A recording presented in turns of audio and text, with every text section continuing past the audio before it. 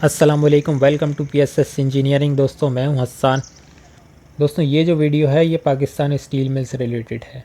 दोस्तों अपनी educational life में मैंने 2-3 विज़िट किए हैं पाकिस्तान स्टील मिल के। उस वक्त मेरे पास कैमरा तो होता नहीं था, इस वजह से जो भी मैंने नॉलेज वहाँ से कलेक्ट की वो नोट डाउन में कर लेता था। दोस्तों वो नॉलेज इतनी ज़्यादा इंटरेस्टिंग है तो मैंने सोचा वो मुझे आपके साथ शेयर करनी चाहिए।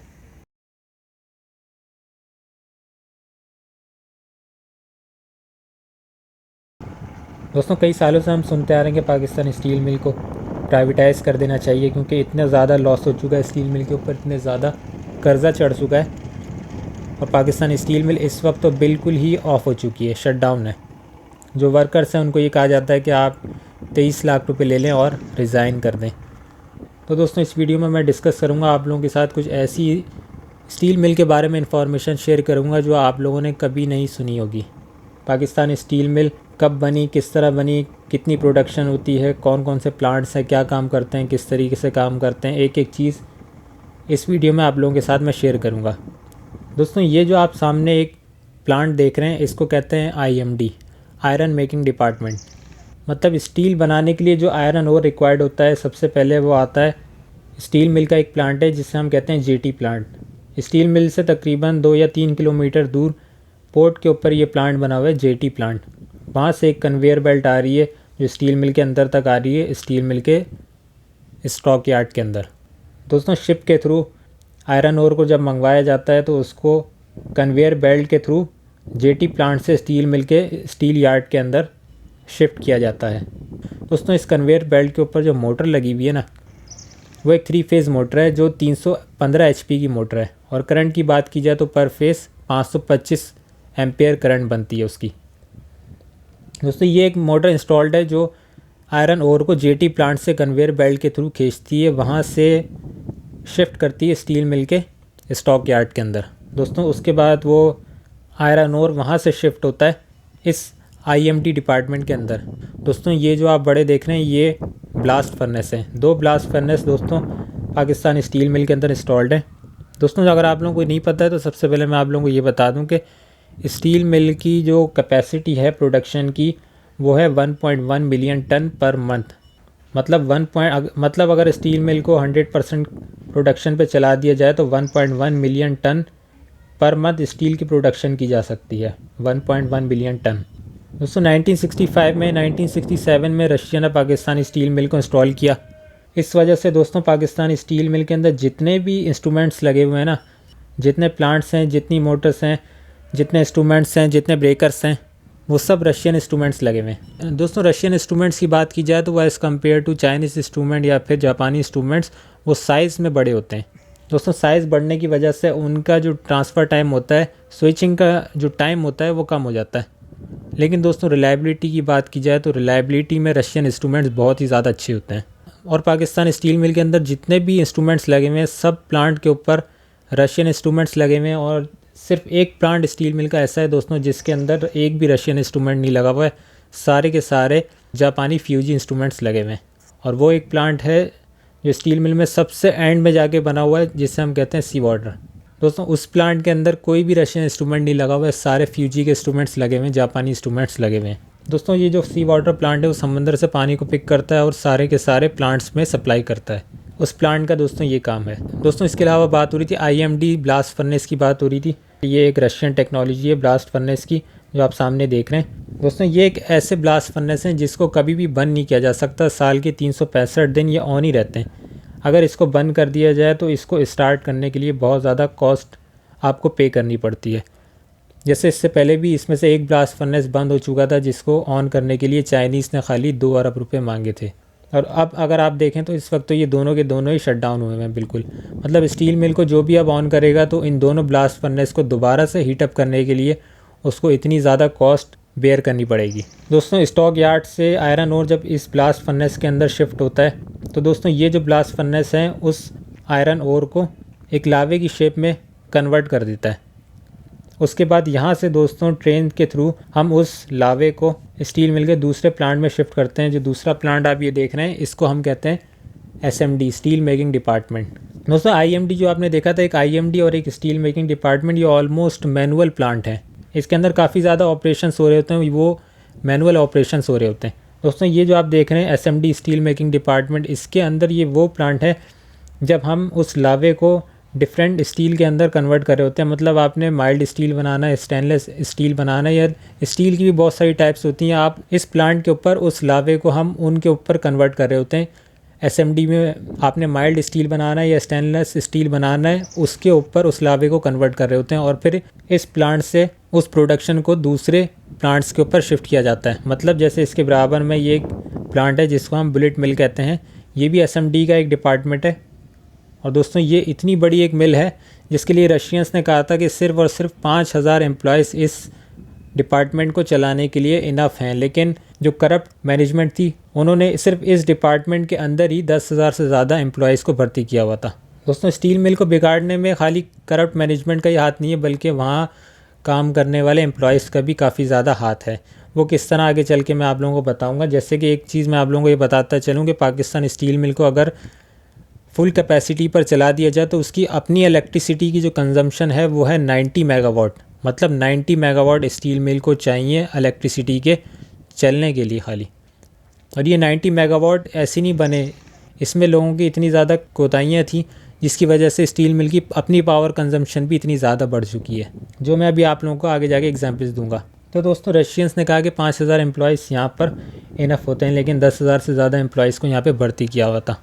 दोस्तों इसी प्लांट के बराबर में बैक साइड पे एक प्लांट बना हुआ है। ये बहुत सारे प्लांट इस तरीके से लाइन से पैरेलल में बने हुए हैं। इसके बराबर में जो एक प्लांट है उसका नाम है दोस्तों हॉट स्ट्रिप मिल, एचएसएम कहते हैं उसको, हॉट स्ट्रिप मिल। दोस्तों स्टील मिल की सबसे बड़ी जो मोटर लगी हुई है वो एग्जॉस्टर पे लगी हुई है, जो आप देख सकते हैं यहाँ पर। ये इतनी बड़ी चिमनी नज़र आ रही है ना आपको, इसके एग्जॉस्टर के ऊपर एक 10 मेगावाट की मोटर लगी हुई है 3 फेस, जो स्टील मिल की सबसे बड़ी मोटर है 10 मेगावाट की। दोस्तों स्टील मिल के अंदर 3 से 4 बड़ी बड़ी मोटर्स लगी हुई हैं, जिसके अंदर सबसे बड़ी मोटर ये है जो एग्जॉस्टर के ऊपर लगी हुई है। इसके अलावा दोस्तों मैं एचएसएम का बता रहा था, हॉट स्ट्रिप मिल, जिसके अंदर स्लेब्स तैयार किए जाते हैं, बुलेट स्लेब्स जो होते हैं। दोस्तों इस हॉट स्ट्रिप मिल के अंदर भी 3 फर्नेसेस बने हुए हैं। उस फर्नेसेस के अंदर हम स्लेब्स को तैयार कर रहे होते हैं और एक फर्नेस एक स्लेब को 10 मिनट के अंदर तैयार करके रिलीज़ करता है। और एक स्लेब की जो रिलीज़ होने के बाद वेट होता है एक स्लेब का, वो होता है 15 टन। उसके बाद दोस्तों 2 मोटर्स इस प्लांट के अंदर ऐसी लगी हुई हैं जिन मोटर्स के थ्रू उन स्लेब की थिकनेस को हम कम करते हैं एज़ पर रिक्वायरमेंट। दोस्तों ये जो 2 मोटर्स हैं ये कंपाउंड मोटर्स हैं। दोस्तों इसकी करंट इतनी ज़्यादा है, इसकी जो करंट है वो 7300 एम्पेयर करंट है। ऐसी 2 मोटर्स इस डिपार्टमेंट के अंदर लगी हुई हैं। दोस्तों ये एक ऐसी मोटर है जो स्टील मिल का अपना जो पावर प्लांट है, जिसे हम टीपीपी एंड टीबीएस कहते हैं, thermal power plant, thermal blower system, वो प्लांट भी दोस्तों इस मोटर को नहीं चला सकता है क्योंकि इस मोटर की करंट ही इतनी ज़्यादा है। दोस्तों ये मोटर 6.3 मेगावाट की है और करंट इतनी ज़्यादा होने की वजह से ये पावर प्लांट इसको नहीं चला सकता, ना ही के इलेक्ट्रिक के प्लांट के साथ इसको कनेक्ट कर सकते थे। इसलिए रशियंस ने यह किया कि एक 7.1 मेगावाट का डीसी जनरेटर लिया और उसको कपल कर दिया एक साइक्रोनस मोटर के साथ, जो कि 10 मेगावाट की थी। एक साइक्रोनस मोटर थी वो घूमती है, उसके साथ डीसी जनरेटर घूमता है जो 7.1 मेगावाट का है, और उसी से जो सप्लाई जनरेट हो रही होती है उससे ये मोटर चलती है 3 फेस, जो 6.3 मेगावाट की है। दोस्तों ये मोटर इतनी ज़्यादा ताकतवर मोटर है, डीसी कंपाउंड मोटर है। जब ये स्लेब 15 टन का जो स्लेब है वो जब उस रोलर के अंदर से गुजर रहा होता है तो इस मोटर की स्पीड में ज़रा सी भी कमी नहीं आती है, क्योंकि दोस्तों ये एक डीसी कंपाउंड मोटर है। जितना ज़्यादा आप इसके ऊपर लोड देंगे उतनी ज़्यादा ये करंट पीछे से कॉल कर रही होती है। इस वजह से इसके लिए एक सेपरेट डीसी जनरेटर लगाया हुआ है, और ऐसे 2 डीसी जनरेटर हैं और 2 डीसी मोटर्स भी हैं। दोस्तों इस पूरे प्लांट की जो कैपेसिटी है ना इलेक्ट्रिसिटी की, एचएसएम हॉट स्ट्रिप मिल जो स्टील मिल का डिपार्टमेंट है, इसकी पूरी की पूरी इलेक्ट्रिसिटी की जो कंजम्पशन है वो 40 मेगावाट है। और ये सिर्फ एक प्लांट ऐसा है जिसको अगर फुल प्रोडक्शन पर चला दिया जाए तो पर मंथ 45,000 टन तक स्टील बनाने की कैपेसिटी रखता है। तो दोस्तों ये तो बात हो गई हॉट स्ट्रिप मिल डिपार्टमेंट की। इसी के बराबर में दोस्तों एक डिपार्टमेंट और है जिसे हम कहते हैं कोल्ड स्ट्रिप मिल। दोस्तों वो भी एक इसी तरह से डिपार्टमेंट है जो स्टील की डिफरेंट कैटेगरीज़ को प्रोडक्शन कर रहा होता है। लेकिन दोस्तों उसके अंदर भी डीसी मोटर लगी हुई है, लेकिन वो इतनी ज़्यादा बड़ी मोटर्स नहीं है। वहाँ पे 5-6 मोटर्स लगी हुई हैं। एक मोटर की जो कैपेसिटी है वो है 3500 HP की। और उस डीसी मोटर को चलाने के लिए दोस्तों वहाँ पे बहुत सारे थायरिस्टर बैंक्स हैं, वो उन मोटर्स को ऑपरेट कर रहे होते हैं। वहाँ पे कोई डीसी जनरेटर नहीं है, कोई डीसी मोटर नहीं लगा हुआ है दोस्तों। उसी के बराबर में स्टील मिल का एक रिपेयरिंग शॉप बनी हुई जिसे हम कहते हैं purse electrical power equipment repairing shop. दोस्तों ये इतनी बड़ी रिपेयरिंग शॉप है कि आप भी देखकर हैरान हो जाएंगे। इलेक्ट्रिकल के जितने इक्विपमेंट्स हैं, जितनी मोटर्स हैं, बड़ी से बड़ी मोटर्स वहाँ पे रिवाइंड होती हैं, रिपेयर होती हैं, सब कुछ वहाँ पर होता है। लेकिन दोस्तों जब मैंने वहाँ पर एक एजुकेशनल विज़िट किया था ना, तो मैंने वहाँ पे एक अजीब सी चीज़ देखी। वो ये कि मोस्टली वहाँ पर जो बंदे काम कर रहे थे ना, उन्होंने अपने साथ में एक पेडिस्टल फ़ैन लगाया हुआ था, और पेडिस्टल फ़ैन के ऊपर उन्होंने जो मोटर फिट की हुई थी वो 1 से 2 HP की मोटर थी। किसी के पेडिस्टल फ़ैन पे 2 HP की मोटर फिक्स है, किसी के पेडिस्टल फ़ैन के ऊपर 1 HP की मोटर फिक्स है, और वो पेडिस्टल फ़ैन चल रहा है, एक बंदा अपने पीछे एक पेडिस्टल फ़ैन लगाकर बैठा हुआ है। अब आप सोचें, जब हर बंदा इस तरीके से अपने लिए कंफर्टेबिलिटी बनाएगा और 2-2 HP की मोटर से हवा ले रहा होगा, तो फिर स्टील मिल की पावर कंजम्पशन बढ़ेगी या नहीं बढ़ेगी। इसी वजह से दोस्तों पाकिस्तान स्टील मिल की अपनी इलेक्ट्रिसिटी की जो कंजम्पशन है वो 90 मेगावाट है कंप्लीट। दोस्तों तो कहते हैं कि एशिया की बड़ी क्रेन्स में से एक क्रेन स्टील मिल में लगी हुई है, और उसके ऊपर दोस्तों जो मोटर लगी, मोटर के दोस्तों डिसएडवांटेज ये होता है कि उसको लोड पर स्टार्ट नहीं किया जा सकता है। लोड पर स्टार्ट इसलिए नहीं किया जा सकता है क्योंकि स्टार्टिंग के वक्त उसका पावर फैक्टर बहुत ही कम होता है। पावर फैक्टर इसलिए कम होता है क्योंकि उसकी स्टार्टिंग के वक्त फ्रीक्वेंसी बहुत ज़्यादा बढ़ जाती है। फ्रीक्वेंसी इसलिए बढ़ती है क्योंकि उसकी जो रोटर होता है उसकी रेजिस्टेंस बहुत ही कम होती है। रेजिस्टेंस कम होने की वजह से उसका पावर फैक्टर स्टार्टिंग के वक्त कम हो जाता है। इसलिए स्टील मिल में जो क्रेन्स लगी हुई है ना, उस क्रेन्स के ऊपर रेजिस्टेंस बैंक लगाए हुए हैं बहुत सारे।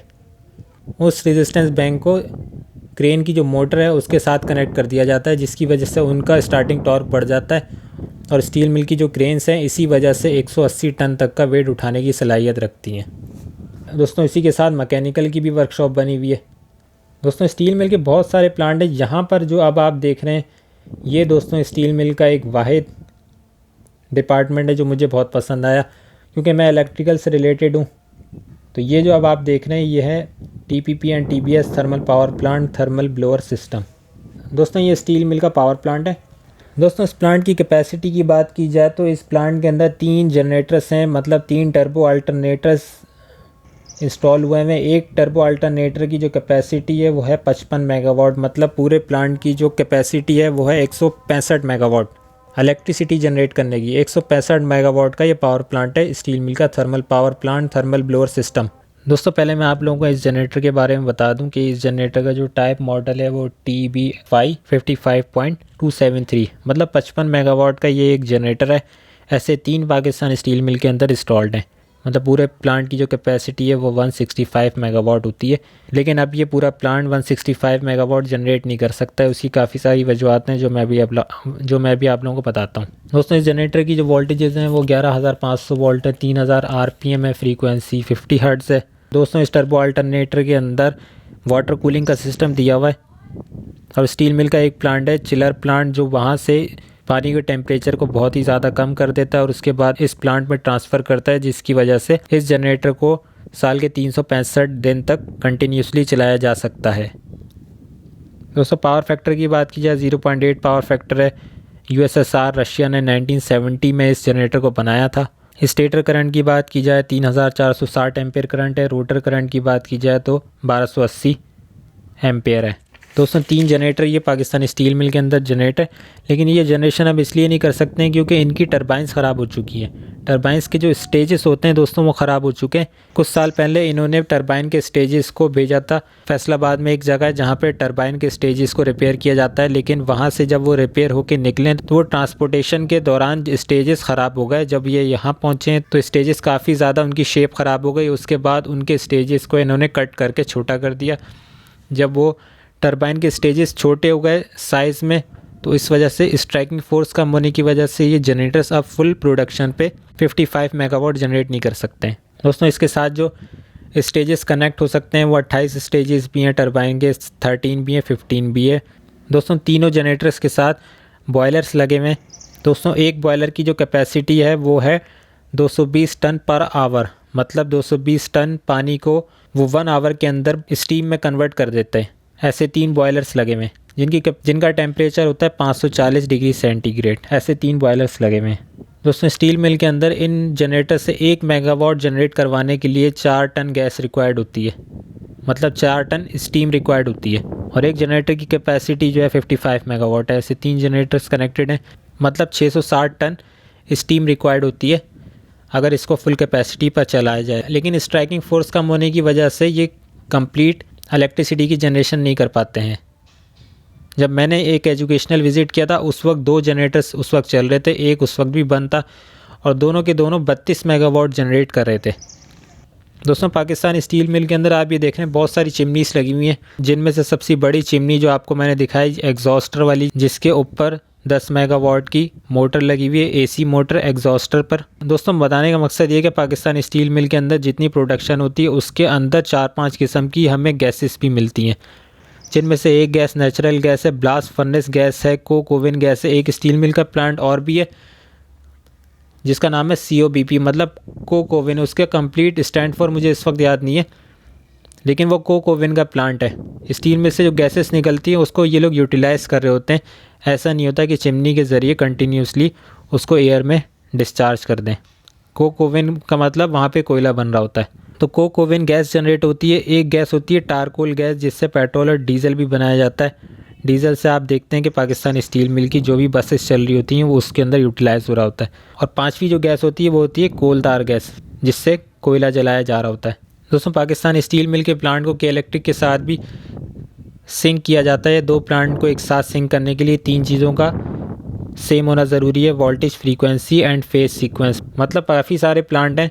पोर्ट कासिम के अंदर पोर्ट कासिम का अपना कोल पावर प्लांट है जो तकरीबन 560 मेगावाट का है। के इलेक्ट्रिक का अपना प्लांट है 1700 मेगावाट का। पाकिस्तान स्टील मिल का प्लांट है 165 मेगावाट का। कोरंगी पावर प्लांट है जो 30 मेगावाट का है। एक कैनप है जो बहुत ही दूर है, वो 300 मेगावाट का है। एक हपको है जो 1500 मेगावाट का है।